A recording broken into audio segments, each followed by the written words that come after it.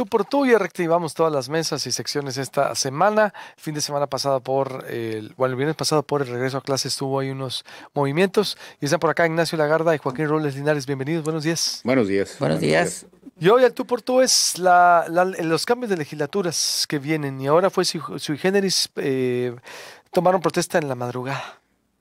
Sí. ¿Qué hay en los cambios de las legislaturas? Y bueno, ha habido muchas legislaturas. En Sonora ha vivido 5 etapas de las legislaturas desde que empezó este país en 1822. 21 se firmó la independencia y el 22, bueno, hay que empezar a organizarse. Entonces ha habido muchas etapas. En esta última etapa en la que estamos, que es esta legislatura, es la 63ª, pero ha habido otras y muchas que tienen particularidades. Hay unas que verdaderamente están olvidadas. Esta, por ejemplo, tiene la mayoría mujeres y esa es una novedad. Más mujeres que hombres en la Diputación. Y también Morena y sus aliados tienen 21 diputados. Necesitan 1 para tener 22 y eso significa la mayoría absoluta. Eso tiene mucho significado que tengan la mayoría absoluta, que quiere decir que pueden reformar tranquilamente desde la Constitución hasta el más mínimo reglamento.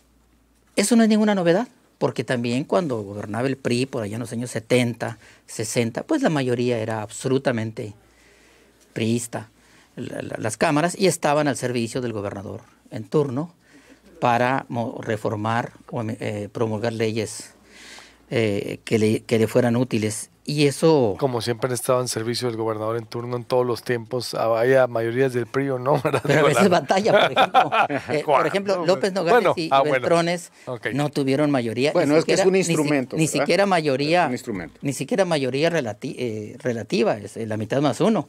Y es ahí donde viene esta negociación y descomposición y arreglo con los otros para negociar. Eso le llaman negociar, es comprar. Negociar es comprar, precio. Cierto. Entonces pasaba eso. Seducir. Siempre había pasado y pasaba. Y eso se le dificulta un poco al Ejecutivo. Pero la función de una Cámara de Diputados o de una legislatura, de un Parlamento, es ser la contraparte. Es el principio de la República Democrática, pues. Ser la contraparte del Ejecutivo para que no se convierta en eso en una dicta blanda. Un dictador que tiene el marco jurídico a su servicio, que se pierde el equilibrio pues de poderes. Entonces, eso es lo que hay que cuidar. Y si ahora logran convencer a un diputado o una diputada, creo que de Agua Prieta, para tener 22, pues ahora sí, a reformar cualquier ley y la Constitución y cambiar a todos esos que están sugiriendo que se cambien, pues, a la fiscal y a hasta el del presidente del Supremo Tribunal de Justicia. Te dicen, oye, a ver si renuncia. Ese es otro poder, pues. Pero antes no necesitaban la renuncia, se iban solos y llegaba el gobernador y los pone, punto. Pues, digo, siempre, a ver, cuando vivíamos la dicta blanda, pues, pero se supone que vamos ahora a ser más democráticos, ¿no? Puramente democráticos. Pero no es cierto eso, Ignacio. A ver, bueno, es una aspiración, ¿no? Es una aspiración. Pero, a ver, ustedes que son historiadores saben muy bien. Es que de repente ya van a empezar este sexenio muchas voces críticas. No lo digo por ustedes, pero me refiero a ver, en serio.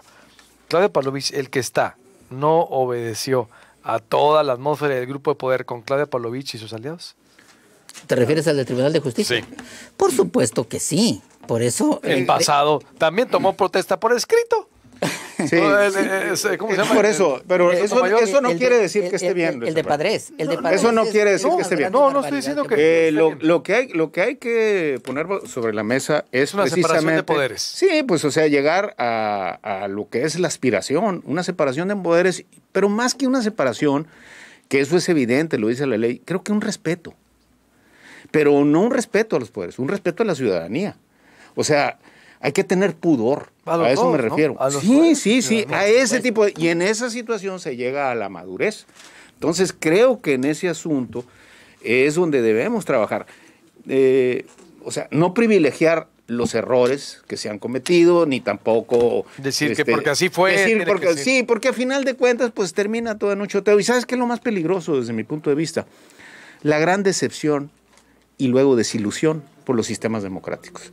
Y entonces le abrimos la puerta a las tiranías, a los líderes iluminados o a aquellos personajes que te ofrecen lo que nunca va a suceder y termina en una pesadilla Y generalizada. volvemos a la A monarquía. eso es lo que voy. La A eso es lo monarquía. que hay que yo diría equilibrar. Y vuelvo a lo mismo. Hay que plantear la aspiración que tenemos y el respeto. Por la ciudadanía, por la ciudadanía. Volveríamos a la, no voy a llamar monarquía absoluta, que fue la que dio origen a la república, pero volveríamos a la democracia absoluta. Sí, o lo que se decía, mira, en el periodo priista hegemónico está lleno de eufemismos. O sea, era la democracia dirigida. No, pues ¿cómo que dirige? La democracia no se puede dirigir. La democracia es la democracia. O sea, no admite ningún calificativo. La democracia es la democracia. Mira, Entonces es lo que yo propondría, ¿no? nosotros como estudiosos, o como se llame, cuando menos lectores, estamos aquí para revisar el deber ser, no el ser. Porque el ser ya está harta la ciudadanía del ser. Es como la literatura, cuando ya harta la realidad, pues no queda más que la literatura, que es la ficción. El deber ser es esa democracia. ¿Y cómo se define en una democracia? El respeto, la división de poderes, ya lo dijo en el contrato social, pues esos son los principios. Y a eso tenemos que aspirar, y a eso se supone que es a lo que vamos. Por eso votamos por algo diferente o nuevo. Pero si seguimos pensando que vamos a hacer lo mismo, pero de otra manera, pero para que todo resulte igual, pues ya estamos mal y seguimos con esta ser Claro. de lo que la población ya está harta. Mientras haya una división de poderes real que defienda realmente al ciudadano y a las injusticias, un poder judicial que defienda realmente las injusticias y que no, porque si va a venir un poder judicial, supongamos, lo dejas para que defienda a grupos de poder o a empresariales y no a los ciudadanos. ¿Entonces cuál cambio? Eso, exactamente, por eso Sí. te digo, yo creo que sí, yo también creo en una separación, pero auténtica, un poder judicial empoderado que realmente resuelva las injusticias. Punto. Así es. La ley. Sí. Pero- Aplique la ley. Es que mira. Una ley que van a producir los diputados. Dejemos a un lado la palabra injusticia porque quizá una ley puede ser injusta. O sea, ese es un dilema muy complejo. Lo que hay que acatar, el Poder Judicial tiene que acatar irrestrictamente lo que dice la Constitución. Sí. Y si hay alguna ley que es injusta, entonces se delibera en la Cámara y se modificará ese proyecto. Pero simple y sencillamente, en la democracia, cada quien tiene que hacer su papel. Ahora, Como los diputados también. como los diputados. Y Eso vamos es- a eso, división. sí. Legislativo por Dedicarse a legislar. Así es. a Entonces, revisar, yo lo actualizar. que, hablando un poquito en términos históricos, creo que la tradición legislativa en Sonora, en la región, es muy antigua. Me gustaría sacar a colación el primer diputado que tuvimos y que fue a las Cortes de Cádiz, que es el gran proyecto legislativo de América en 1812. Tuvimos un representante, un diputado, Manuel María Moreno y Vázquez, originario de Arizpe, representaba la intendencia de Arizpe, y en sus esfuerzos en Cádiz allá murió. Entonces, quizá la primera figura. Después tendríamos ya para 1955 la primera mujer en la Cámara. María Jesús Girado, la líder de las costureras. O sea, hay antecedentes y no quisiera dejar a un lado ha habido grandes legislaturas. La del 11 al 13 es excepcional. Es una legislatura que rompió el pacto federal y además desconoció a Victoriano Huerta, y de esa legislatura salió Ignacio Lepesqueira. Y de ahí salió el México Nuevo, el que los conocemos sonorenses de hoy, la y de Revolución. aquí de la revolución. Por eso no todo está mal, ni todo ha sido negro, ni todo. Ha habido grandes legisladores. Y también ha habido personajes que más valdría olvidar y no recordar nunca más. Estás ¿no? hablando de Sonora, ¿verdad? Estoy hablando de Sonora, específicamente de Sonora. Pero vete a la etapa moderna. En el 97 se da, como dices tú, con Beltrones, la primera una legislatura realmente dividida. Totalmente. Un Realmente tercio para de acá. contrapeso. ¿Y se acuerdan aquella elección? Pero ¿por qué fue? Vamos, despedimos señal y nos quedamos en toda la plataforma de Proyecto Puente y este programa se sube, por supuesto, más tarde se reproduce. Suscríbase al canal de YouTube, es gratis, nos ve en su casa, en su oficina, por todas partes. Continuamos con la historia. Despedimos la señal de Megacable en el 151 y 1151 HD Megacanal y La Voz del Pitic. Te invitamos a seguir con nuestra transmisión en vivo en proyectopuente.com.mx, en TuneIn, Proyecto Puente Radio, Facebook y YouTube. Proyecto Puente, periodismo diferente. Volvemos. Muy buen dato trae en la historia Joaquín Robles Linares de cómo surgió Ignacio Pesquera, y ciertamente porque era una etapa, ¿no?, también del país. Hubo una etapa de quiebra en el país que aquí en Sonora, con aquella legislatura, si uno revisa los nombres, Adolfo de la Huerta estaba en esa legislatura tiene una relación. Voy a contar una anécdota rápida. En esa legislatura reconoce a Álvaro Obregón, ya lo había conocido, pero Álvaro Obregón había competido por la presidencia municipal de Guatabampo y había contendido contra un personaje histórico, Pedro Zurbarán, y estaba en litigio la presidencia municipal de Guatabampo, y de la Huerta apoya a Obregón, y así puede llegar Obregón a la presidencia municipal. Imagínate la trascendencia de esa legislatura para el México actual. Entonces, ha habido grandes posiciones que han ido avanzando. La mujer, como te digo, llega en 1955, la líder de costureras, le abre la puerta. Acuérdate que el voto para la mujer se inaugura en el 53 con Ruiz Cortines, le abre la puerta y empiezan a llegar, después llegaría Silvina Gramont, pero también creo que, lo dice Elizabeth Sejudo en un texto del Colegio de Sonora, el tema de la paridad de género empieza en Sonora a partir del 92. Es cuando empieza a gestarse, a haber una lucha por las posiciones y empiezan a aparecer más mujeres con mayor protagonismo en las distintas legislaturas. Quiero recordar, Joaquín, también que la legislatura de 1920, cuando la confrontación entre los sonorenses y Venustiano Carranza, desconoció esa legislatura a Venustiano Carranza, y de ahí vino el plan de Agua Prieta, que dio lugar al triunfo de los sonorenses. Así en la presidencia de la República. Y daría paso a 16 años de presencia ininterrumpida de los sonorenses en el poder. Pero en 1936 Lázaro Cárdenas desconoció el Senado, no Lázaro Cárdenas. Y ahorita que traes... desapareció los poderes de Sonora. Sí. Ahorita que traes a colación a Lázaro Cárdenas. Porque el gobernador de Sonora era Ramón... ¿Ross? No. El de Chihuahua, Ramón Almada, Ramón. ¿Pero qué año estás diciendo? El 36. Tenía Ramón Ramos Almada. Ramón Ramos Almada. Tenía Lázaro Cárdenas una confrontación con Plutarco Elías Calles, el poder tras el trono, que no se lo quitaba de encima. Elías Calles hizo ganar a Ramón Ramos la gubernatura, y Lázaro Cárdenas, fíjate muy bien, no lo hizo ni por teléfono ni por oficio. Pero el Senado de la República, a sugerencia del presidente, desconoció los poderes en Sonora, desapareció al Congreso, desaparecieron todos los poderes, y para nombrar a otro gobernador afín a Lázaro Cárdenas. Y así llega Gutiérrez, el general Jesús Gutiérrez Cázares, compañero de armas. Entonces, este gobernador electo duró 2 meses en el poder. Era el tiempo del abuso. Pues sí, hizo que el Senado... Nomás le dijeron...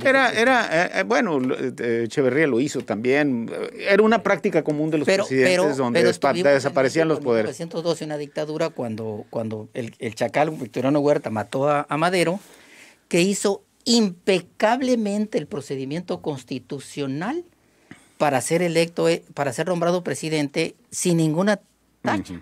El dictador nombró 45 minutos a Lascurain, secretario de Relaciones Exteriores, y él lo nombró a él secretario de Relaciones Exteriores. Lascurain, el presidente, renunció a Lascurain, y el de Relaciones Exteriores era el que tenía que asumir la presidencia, y Victoriano Huerta cumplió pulcramente con el proceso constitucional, pero fue un dictador.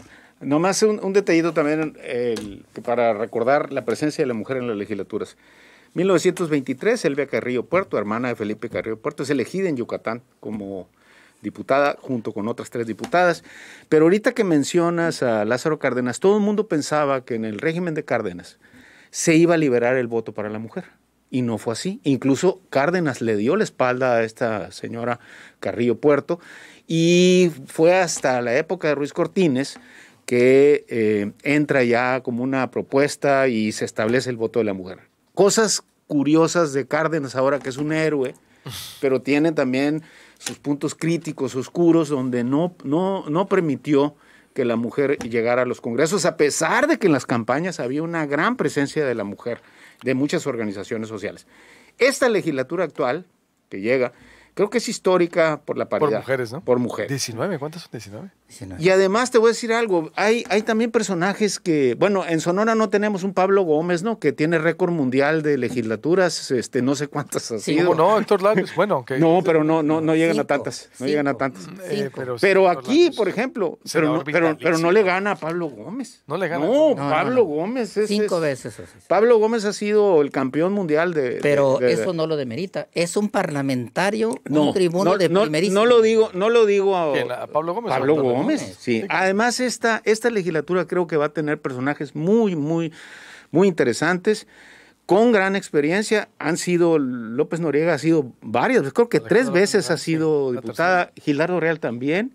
Gilardo está... No, 2 veces. Ha sido 2 veces. Bueno, Natalia... Natalia es una persona que tiene una capacidad enorme para la polémica legislativa, tiene todos los argumentos para dar.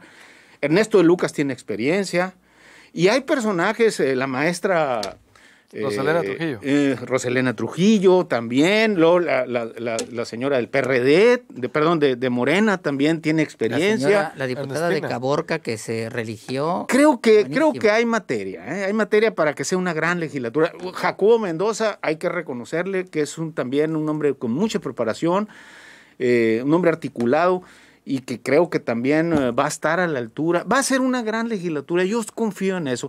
Lo único que a mí me puede... ¿En qué términos para ti va a ser una buena legislatura? De debate. Un nivel de debate de altura. Y supongo que de de producción altura. legislativa. Por supuesto, sí, Que pero urgen de reformas. producción legislativa de calidad, no ocurrencias legislativas. A ¿no? eso Porque me esas refiero. Ya han mermado la... Pues hasta no ver, no creer, ¿no? Digo, sí, lo que Bueno, mencionaste, sí, sin duda, Sí. como persona, sí, me respeto. Pero hasta no ver, no creer, porque las últimas han estado o subordinadas al gobierno de Sonora o haciendo un papel muy deplorable, muchas, en su mayoría. Entonces, ojalá que así sea, porque si Ojalá. el papel Mira, de diputado siempre ha estado muy demeritado. A mí te voy a decir En algo, el Luis 97, Alberto. nomás para agregar en el Ajá. debate, el 97 fue, 94, 97, y yo creo más 97 fue una legislatura muy combativa, porque el PRD yo ya no ha vuelto a tener diputados como esa Así es. legislatura, ni los volvió ni los volverá a tener 12, porque el PRD creció por el apoyo del gobierno de Mario Fabio Beltrones en esa 97 para dividir el voto, porque el PAN estaba muy fuerte, recuerdan, todo eso está documentadísimo. El PRD tuvo diputados históricos, el PAN también, un Guillermo Padres estaba ahí, por ejemplo, de diputados, y fueron muy críticos porque fue de alguna manera contra el mismo López Nogales, fue una legislatura combativa, ¿no? La del 2000 también fue combativa, en el 2001 surge la mini bancada, acuérdate, con Vicente Terán, Así es. con Contreras, ¿cómo se llama? El de Cajeme, estaba Raúl Acosta y uno más, no recuerdo. 4 que se le revelaron priistas a López Nogales por dinero. ¿Pero qué quiere decir con combativa? ¿Combativa contra quién o contra No, qué? que daban debate. Debate. Que decían, a ver, no estamos de acuerdo en este presupuesto. Mira, fue el debate tan fuerte, porque yo iba empezando, era reportero. Tú tenía atestiguabas. un año apenas. A mí me tocó estar el 31 de enero del 2001, cuando no se aprobó el presupuesto. De diciembre. De diciembre. Que no se aprobó la Que ley. no se aprobó el presupuesto por primera vez en la historia de Sonora porque no Pues, hubo un acuerdo. A eso iba yo, mira. No hubo un acuerdo La función. por la minibancada del PRI que se lo puso los priistas a López Nogales Sí, por sí. decir, oye, no, yo quiero obras para mi municipio. Se le oponen, me tocó se andaban agarrando a golpes. Si no fue porque Daniel Hidalgo, que era el presidente del Congreso, Así es. lo separa. Se estaban agarrando a golpes en ese momento Eliodoro Pacheco, que era el PRD, y Jesús Ávila Godoy, era muy combativo, era Sí, muy buen muy buen tribuno. que era de Empalme, exalcalde de Empalme. Después se convirtió a los priistas y terminó de subsecretario con Eduardo Burs. Pero recuerdo perfectamente que Manuel Corral, que era diputado panista, agarra a Eliodoro Pacheco estuvo a punto de golpearlo, llegan, lo separan, estaba Homero Ríos, estaba Gustavo Unanue, por el dinero. Y amanece Sonora sin presupuesto. Estoy hablando de 2001, es decir, hace 20 años. Fue un escandalazo. Hasta entonces, de ahí nace una ley de reconversión presupuestal que la emite Eduardo Burs. ¿Para qué? No. Para que, si no se ponen de acuerdo... Sí, que es la reconducción. No. La reconducción. Yo te voy a corregir. Yo trabajaba en el ICRESON. La reconducción presupuestal se llama, ya existía y existe en la Constitución previniendo esto. Eso fue el 2000. Recuerdo muy bien, el 1 de enero... ¿Eduardo Burs la emitió? No. Pues yo cubrí a Eduardo Burs. Bueno, yo trabajaba ahí. Pues yo lo cubrí. El 1 de enero, el 2 de enero de ese año... Eduardo Burs, nomás para cerrar, es que, a ver, a raíz de esa crisis que se da, que no se ponen de acuerdo, Sonora no había un acuerdo para ver cuánto iba a gastar y cuánto iba a ingresar. Cuando Eduardo Burs, no sé si sea otro nombre, pero recuerdo porque también le emitió y la puedes confirmar con él. Porque él, tomando en cuenta lo que se venía, y la volvió a usar Padres en el 2011. Sí, porque también cuando sale Padres, recuerda que López Caballero lo vuelve exactamente. Vuelve a usar dos veces. Por eso una vez nomás se ha usado. Incluso hubo amenazas del siguiente año, ya no me acuerdo, de volver a ese esquema, pero no es un esquema... Sí, pero la ley ahí está. A ver, a raíz de en eso. el registro público de la propiedad se cobran derechos. Si no hay una ley de ingresos, no puedes cobrar ningún derecho. Exactamente. Yo trabajaba ahí en el ICRESON. Así es. Entonces, el 2 de enero ya no podíamos ingresar nada. ¿Por qué? Porque no habían aprobado. Entonces, ¿qué hacemos? Y ahí salieron los abogados. Reconducción presupuestal. El principio de reconducción presupuestal que viene en la ley, no me acuerdo qué, ley de planeación, no sé en qué ley, y estaba ahí, recuerdo muy bien, ahí aprendí lo que era. Estoy hablando del 2001. Sí. Entonces, hubo que hacer un 2002 oficios, era, y ve para allá, 2002, era para allá los oficios. Entonces, como el 5 de enero ya pudimos cobrar derechos. Cerramos el registro público porque no podíamos. Por eso y muchas oficinas se paralizaron, las de alcoholes. Ahí fue cuando supe lo de la reconducción. Tal vez lo que tú te refieres. Pero se hace ley eso seguramente pasa ayer, pero estaba en la Constitución por ahí en una parte que fue la salida. A ver, eso voy. A ver, Ignacio, porque créeme, lo que digo, yo al igual que ustedes son historiadores, pero yo también. No, yo ese tema yo no lo conozco. Pero yo sí lo cubrí, yo también lo cubrí como reportero para la legislatura. Y como reportero cubriendo Eduardo Burs. Lo viste de afuera, yo lo vi de adentro. En oficios, en lectura. Y yo lo vi de adentro publicado también de después. Es que lo que dices tú tienes razón, no estoy desmintiéndote. Que sin duda evocaron todo lo que dicen. Sí, pero después lo hicieron ley. Bueno, porque no había. O sabes qué ha de haber pasado. Se reformó la ley y se detalló. Exacto. No había por qué. Porque Eduardo Burs tuvo también una legislatura combativa. ¿Con quién? Sí, con claro. Chito Díaz. Así es. Chito Díaz tuvo, acuérdate, para aprobar el PCP, el Plan Sonora Proyecta la Deuda, tuvieron que jalar a un diputado del PT, Mónico Castillo, de Caborca, que fue el diputado que se alió a los priistas. Rompió la unidad, ¿no? Que rompió la unidad, pero los panistas fueron combativos. Un Chito Díaz, fue la última legislatura combativa del PAN. Fíjate, fue la última. Bueno, la del 2006, yo quería empezar este tema de la legislatura, ¿cuál es la importancia de la legislatura? Que puede reformar la Constitución y las leyes. Pero la más importante es que la legislatura es la que aprueba el presupuesto de ingresos y egresos del Estado y los municipios. Es trascendental eso porque sin presupuesto el Ejecutivo no puede hacer su trabajo. Y entonces, si hay estos conflictos, como la historia ya nos los enseñó como de que no hubo presupuesto ese año, pues entonces hay un caos, se paraliza el Estado. De ahí la importancia de qué tiene que hacer una legislatura. Lo primero, estos presupuestos de ingresos y egresos del Estado y de los municipios también. Entonces, por eso el día que más trabajan los diputados es el diciembre. Así es. Hasta el 31 están aprobando las leyes de ingresos de los ayuntamientos. Que ya hay que al 15 de noviembre ya tienen que tener la aprobación. Tomando en cuenta que antes precisamente para no estirar la liga hasta el final y que sucedan esas cosas.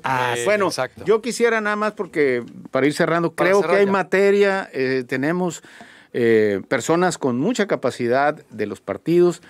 Me hubiera gustado mucho, Luis Alberto, que además de estos personajes como Natalia, el Pato, como el maestro Jacobo Mendoza, en fin, la maestra Pinky, todos ellos que son muy buenos, la maestra Castro también, en fin, hay personajes. Me hubiera gustado mucho que hubiera estado ahí este diputado Urbina, que creo que es un personaje que tenía las capacidades y es importante que estén representadas las distintas expresiones políticas. Él, como diputado del PAN, fue de lo mejor que yo vi esta legislatura. Así es. Es un hombre articulado, que conoce, ya se retiró de la vida partidaria, pero me hubiera gustado también que hubiera estado junto con ellos, hubiera levantado el nivel ahí. Hay personajes que, a fin de cuentas, han salido Joaquín, y han tenido para terminar, experiencias. la teoría dice que los legisladores deberían de ser los mejor preparados Así es. en términos de procedimiento legislativo y técnica legislativa o en términos legislativos. Pero desafortunadamente el sistema democrático de este país hace que se eligen diputados a los más populares, no a los más capacitados en esa materia. Ahí es donde las legislaturas a veces revientan. Así es. No, pues, y si quieres, es que te digo, porque los últimos 20 años los he cubierto, los he analizado, y agarrándole lo que en el DIF, en el 2006 también, porque Eduardo Burrs fue tribuno, Eduardo Burrs fue muy... El gobernador tiene que llegar a eso, a mandar iniciativas, a actualizar el marco jurídico, cosa que no se dio en este sexenio, ni en el pasado. No. Eduardo Burrs mandó también, te digo porque estudié muy bien todo ese proceso, y como Eduardo Burrs era que mandaba cada 15 días una iniciativa de ley. Y se discutía y abría el debate.